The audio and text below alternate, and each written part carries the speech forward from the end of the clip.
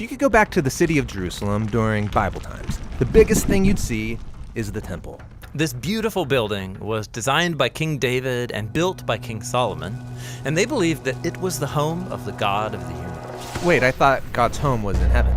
Well, the whole point of this earthly temple is that it's the place that overlaps with God's heavenly home. The temple is where God lives and rules all creation as king. That's cool, but even Solomon, who built the temple, didn't believe that it could contain the God of the universe, right? Yeah, the building was just a symbol, and it pointed to the fact that all of creation is God's temple. And that's actually what the first page of the Bible, Genesis 1, is all about. Really? It says that creation is God's temple? Well, it doesn't need to say it. The whole story shows it. In Genesis 1, God creates an ordered world out of a dark wasteland by speaking in a series of 7 days. Then on the 7th day, God's presence fills creation as he takes up his rest and rule. Similarly, the tabernacle and later the temple were built and dedicated in a series of 7 speeches in 7 days, after which the priest or king could rest and rule in God's presence. So all of creation is where God intends to dwell. It's like his temple. Exactly. Now, turn the page to Genesis 2 and we get another portrait of creation. This one focuses in on the land.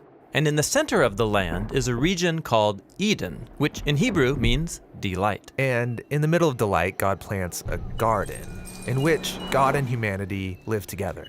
And that's why the temple was modeled after the garden, filled with imagery of gold and flowers. The menorah symbolized the tree of life. It's the place where God dwells with his people. Oh, got it. And check this out. In the temple, the Israelite priests and Levites were to work and to keep the temple in God's presence. This is exactly the job description given to humanity in the Garden of Eden. So these humans were the first priests. But instead of ruling with God, they wanted to rule on their own terms, and they're exiled from the garden temple. And like Adam and Eve, Israel's leaders also wanted to rule on their own terms, and they too were exiled. The temple was destroyed, and this left them wondering, did God give up on Israel? Will God bring about a new creation? Well, the biblical prophets anticipated the day when God would create a new temple with a new priesthood. That's when God's presence would fill all of creation. And when the Israelites returned to the land, they did rebuild the temple. But that temple didn't turn out the way the prophets hoped. In fact, later Israelite prophets said that this temple was hopelessly corrupt. So they're still waiting for the ultimate temple. And here we come to the story of Jesus. He said that through him, God's presence and rule was coming into our world in a new way. And he presented himself as a new kind of priest. But Jesus wasn't a priest, and he didn't work in the temple. Right.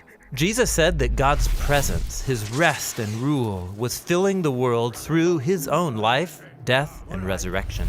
Jesus was claiming that he was the true temple, and this new temple would expand out to include all of creation. That's a really big claim. And it got even bigger.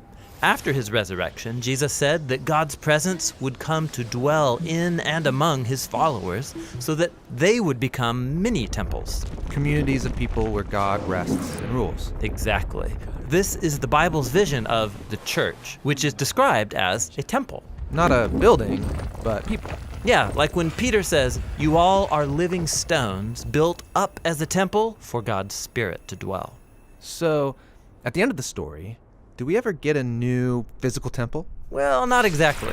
What we see is a renewed cosmic temple, just like Genesis 1. And this new creation doesn't need a temple building because through Jesus, all creation is now the place where God rests and rules the world with his people.